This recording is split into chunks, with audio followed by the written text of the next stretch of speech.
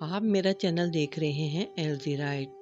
Please मेरे channel को subscribe करें, लाइक करें और वीडियो को शेयर करें। हाय अल्लाह, कितनी प्यारी दुल्हन है, बिल्कुल गुड़िया जैसी। जो कोई भी उसे देखता बेख्तियार उसके मुंह से निकल जाता। धान पान सी, छोई मुई शर्माई सी, चांद सा मुखड़ा सरनगू किए हर आने वाले को कन अखियों से देख रही थी। मैंने उसकी बहुत तारीफ सुनी थी, तभी देखने का मुझे बहुत शौक था। मेरी शादी सिर्फ 8 दिन पहले हुई थी, इसलिए मैं उनके यहाँ नहीं जा सकती थी। जब हमारी शादी को कुछ दिन गुजरे तो मैं एक तकरीब में शरीक हुई और पास बैठी खातून से पूछा कि गुल खान की दुल्हन कौन सी है। उसने मुस्कुराकर बताया कि वो सामने खड़ी है। मैंने उसे देखा तो उसकी मासूमियत पर प्यार आ गया।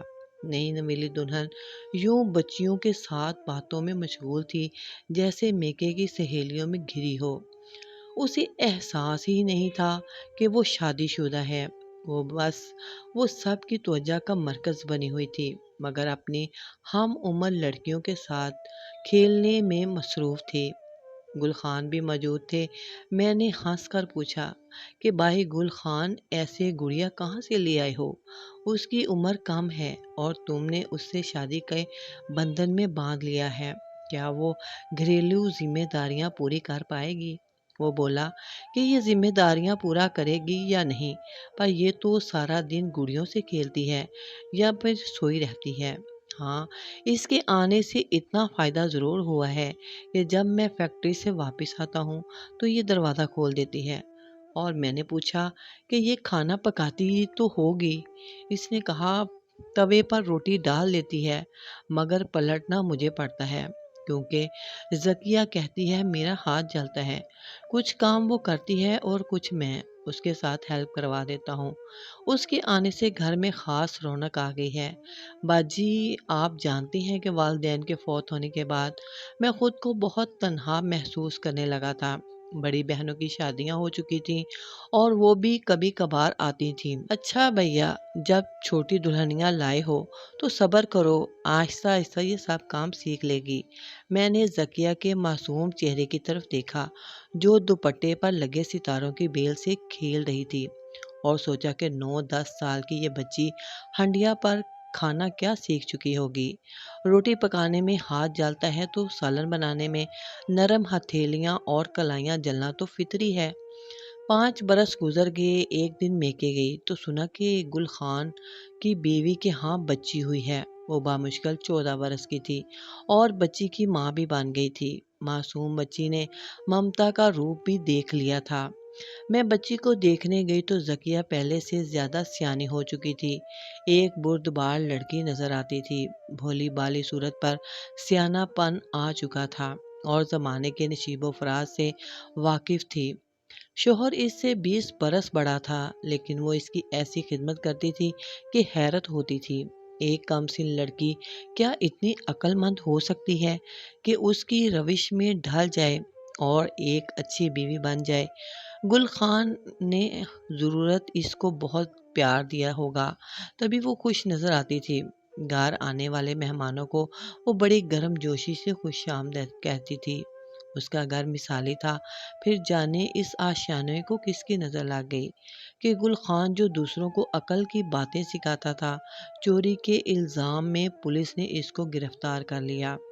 इसको बहुत मार पड़ी और सर पर चोटें आईं। बिलाखिर वो बेगुनाह साबित हो गया तो उसे रिहा कर दिया गया, लेकिन अब उसका दिमागी तवाज़ुन मुतासिर हो चुका था। वो पुलिस की मार खाकर नॉर्मल इंसान ना रहा। बाज़ औक़ात वो इंतहाई तशद्दुद पर इत्तरा आता और इसके जुल्म का निशाना बेचारी ज़किया बनती। कभी वो इसे बेतहाशा मारता और कभी कहीं जाने ना देता। जहाँ भी जाता उसे साथ ले जाता। उसे खौफ था कि कोई ज़किया को उससे छीन न ले।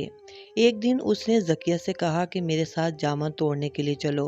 वो बोली, घर का सारा काम पड़ा है, मैं तुम्हारे साथ नहीं जा सकती, तुम अकेले जाओ। ये सुनते ही वो उसे मारने लगा। बेचारी डर के मारे जाने को तैयार हो गई और चलते वक्त शोहर से बोली, ज़रा ठहरो, बुर्का ओढ़ लूँ। जवाब मिला, कोई ज़रूरत नहीं बुर्का ओढ़ने की, बस ऐसे ही मेरे साथ चलो। बेचारी खौफ के मारे नंगे पांव इसके साथ चलने लगी। अपनी धुन में शौहर खुदा जाने किधर निकल गया। ये गरीब उसकी इजाज़त के बगैर हिल भी नहीं सकती थी, लिहाजा बैठे बैठे अकड़ गई। भूख प्यास के मारे बुरा हाल था। इतने में एक आवारा किस्म का शख्स उधर आ निकला और जकिया को देखकर बोला, एक खूबसूरत लड़की और अकेली, तुम यहाँ क्या कर रही हो? आओ मेरे साथ चलो। ये सुनकर जकिया घबरा कर रोने लगी। शोहर का कुछ पता नहीं था कि किस जानिब निकल गया। मैं लड़की नहीं, 2 बच्चों की माँ हूँ। बदकिस्मती यहाँ ले आई है। किसी ने आज तक मेरा चेहरा नहीं देखा। ये मेरी बदनसीबी है कि मैं यहाँ बगैर पर्दे के बैठी। ये सुनकर वो शख्स बहुत शर्मिंदा हुआ और उसने माफ़ी मांगी। कहने लगा, बहन, मैं तुमको अकेला देखकर कोई बुरी औरत समझा था। इतने में गुल खान वापस आता दिखाई दिया। जकिया ने कहा, भाई यहाँ से जाओ, मेरा शौहर ज़हनी मरीज़ है। अगर उसने तुमको मेरे साथ बात करते देख लिया तो मुझे मार ही डालेगा। वो आदमी तो चला गया, मगर गुल को शक हो गया कि अजनबी मेरी बीवी से बातें कर रहा था। उसने जकिया को घर ले जाकर बहुत मारा। वो मरते मरते बची। पड़ोसी ने आकर बताया कि हमने जकिया के रोने चिल्लाने की आवाज़ें सुनी हैं। तब मैं खैरियत मालूम करने के लिए उनके घर गई। घर में हर तरफ खामोशी। जकिया को आवाज़ दी। उसने कराह कर जवाब दिया, बाजी अंदर आ जाओ। वह कमरे में चारपाई पर लेटी हुई थी। पास ही उसके बच्चे सो रहे थे। मैंने सवाल किया, जकिया क्या बात है? तुम्हारी तबीयत तो ठीक है, और ये तुम्हारे पाँव को क्या हुआ है? मेरी बात सुनकर वो रोने लगी। बोली, गुल खान ने मुझे बेकसूर ही मार डाला है और मेरे पाँव पर बेलचा मारा है, जिसकी वजह से ये सूज गया है। बहुत दर्द है। मेरी बच्ची भी बीमार है, मगर मैं चल फिर नहीं सकती, चारपाई से उठ भी नहीं सकती। मैंने देखा कि इसका पाँव बहुत ज़ख्मी था, जिस पर उसने हल्दी लगाकर पट्टी बांधी हुई थी। पूछा, तुम डॉक्टर के पास क्यों नहीं जाती? एक तो मुझसे चला नहीं जाता, दूसरे गुल खान कब घर से निकलने देता है। जब जाता है दरवाजे पर ताला लगाकर जाता है ताकि मैं बाहर ना जा सकूं। और अब कहाँ है? दवा खाकर छत पर गया था। उसकी दवा में नशा होता है। यकीनन गहरी नींद सो रहा होगा। आज तो बैरूनी दरवाज़ा खुला था। हाँ, वो कभी कभी दरवाज़ा बंद करना भूल जाता है। मैंने कहा, अजीब शख्स है, कभी अपने साथ लिए फिरता है और कभी तुमको घर में कैद कर देता है। वाकई वो ज़हनी मरीज़ है, जो बात जहन में आए वही करता है। अब वो मुझ पर बहुत जुल्म करने लगा है। खदशा है किसी दिन जान से मार न डाले।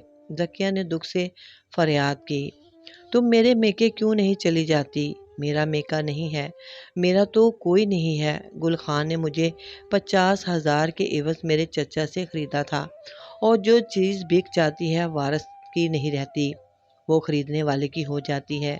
अभी ये बातें हो ही रही थी कि गुल खान नीचे आ गया।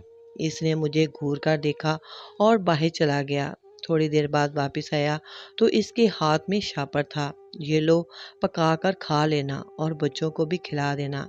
अब जल्दी करो, मुझे भूख लगी है। उसने मेरी मौजूदगी को नज़रअंदाज कर दिया। गुल खान सूजी लेकर आया है। शायद उसका दिल हलवा खाने को चाह रहा है। मैंने शापर में झांक कर कहा, ये सूजी नहीं, आधा किलो आटा है। ये रोज़ ऐसे ही आधा किलो आटा लाता है। उसका ख्याल है कि अगर मैं ज़्यादा आटा लाऊंगा तो ये किसी और को दे देगी। हालांकि बाजी, मैं किसको दूंगी? मेरे घर कौन आता है? बस ऐसे ही हर बात पर ये शक करता है। क्या हमसाए तुम्हारी मदद नहीं करते? और वो अगर कोई चीज़ दें तो उनको गालियाँ देता है। इसलिए वो अब हमारी ज़िंदगी में मदाखलत नहीं करते। उसकी हालत और इस बातों को सुनकर मुझे बहुत दुख हुआ। सकिया बेचारी तो उठ भी न सकती थी, रोटी कैसे पकाती? मैंने आटा गूंद कर रोटी पका दी, क्योंकि गुल खान दूसरे कमरे में जाकर लेट गया था। सोचने लगी कि आधा किलो आटे में ये मजलूम क्या करती होगी, बामुश्किल 2 बच्चों के साथ। मियाँ का पेट भरता होगा। फिर वो ज़हनी मरीज़ था, किसी की मदद भी कबूल ना करता था। ज़किया को अक्सर रूखी रोटी ही के चंद टुकड़े पानी से निकलने पड़ते थे। جب میں جانے لگی تو ذکیہ اصرار کرنے لگی کہ باجی ابھی مت چاہیے۔ میں نے جواب دیا کہ تیرے میاں کا کچھ بھروسہ نہیں، ابھی اس کو دورہ پڑے تو مجھے ہی دھکے دے کر نکال دے گا۔ ہاں یہ تو ہے، ابھی چپ ہے، شاید اس دوا کی وجہ سے کچھ اسے سکون ملا ہوا ہے۔ تھوڑی دیر بعد میں چلی آئی، مگر ذہن پر بڑا بوجھ تھا۔ وہ دن نگاہوں میں پھر رہا تھا جب ذکیہ کو دلہن کے روپ میں پہلے دن دیکھا تھا۔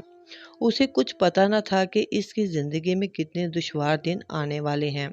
کئی روز تک اس کے بارے میں سوچتی رہی کہ وقت نے تھوڑے ہی عرصے میں اس کی حالت بدل ڈالی تھی۔ رنگت پیلی اور چہرے پر جگہ جگہ چھائیاں پڑ چکی تھی۔ وہ اپنی عمر سے بڑی نظر آنے لگی تھی۔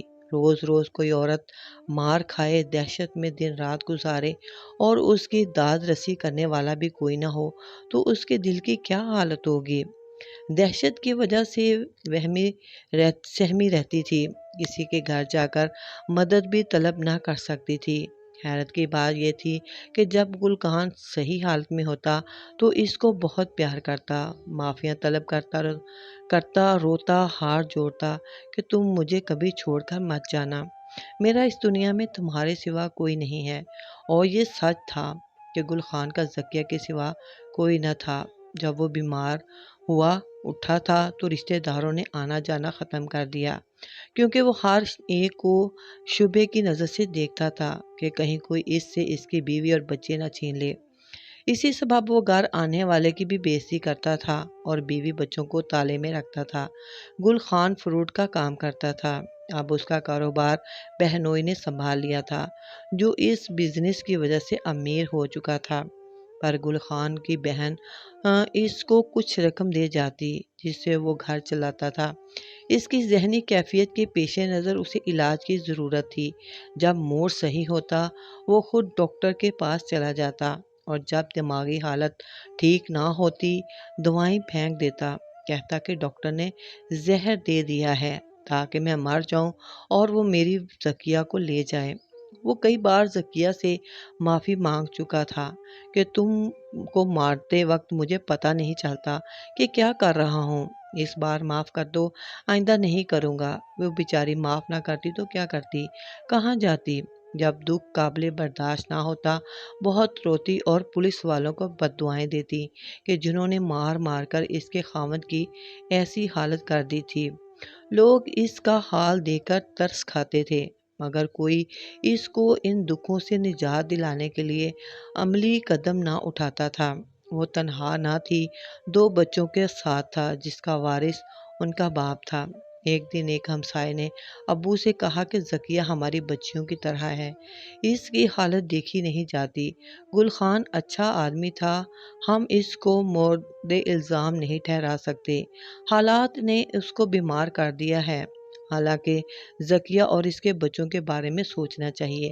ابو نے جواب دیا کہ اگر ہم ذکیہ اور بچوں کو اس سے جدا کریں گے تو یقیناً وہ پاگل ہو جائے گا، کیونکہ ذہنی مریض ہونے کے باوجود وہ اپنی بیوی اور بچوں کو ہی سرمایہ حیات سمجھتا ہے۔ اس کا علاج کسی کے پاس نہیں تھا، کیونکہ وہ کسی کو اپنے قریب پھٹکنے بھی نہیں دیتا تھا، گالیاں دیتا تھا، شک کرتا تھا، ہر کسی پر الزام دھرتا، تاکہ تم لوگوں نے ہی چوری کا پرچہ کٹوا کر مجھے پولیس سے مار پڑوائی۔ اس کے ذہن سے اس وہم کو کوئی نہیں نکال سکتا۔ پھر ہم کیا کر سکتے تھے؟ ابو نے مایوسی کا اظہار کیا تو پڑوسی کی ہمت بھی جواب دے گئی۔ کچھ دن گزرے تھے کہ پتہ چلا ذکیہ گھر سے غائب ہے، اپنے بچوں کو بھی ساتھ لے گئی ہے۔ گل خان پر رد عمل تو ہونا تھا، وہ چیخنے چلانے لگا کہ میری خوبصورت بیوی کو نہ جانے کون بہکا کر اور بھگا کر لے گیا ہے، اس نے میرے بچوں کو بھی اغوا کر لیا ہے، میں اس کا خون پی جاؤں گا۔ پھر ایسے ہی گلیوں میں مارا مارا پھرنے لگا اور بیوی بچوں کے غم میں پورا پاگل ہو گیا۔ پڑوسی حیران تھے کہ ذکیہ کہاں گئی، اس کا کوئی بھی نہ تھا۔ کوئی کہتا کہ اس نے بچوں سمیت دریا میں چھلانگ لگا دی ہوگی، اپنی زندگی سے تنگ تھی، خودکشی کر لی ہوگی۔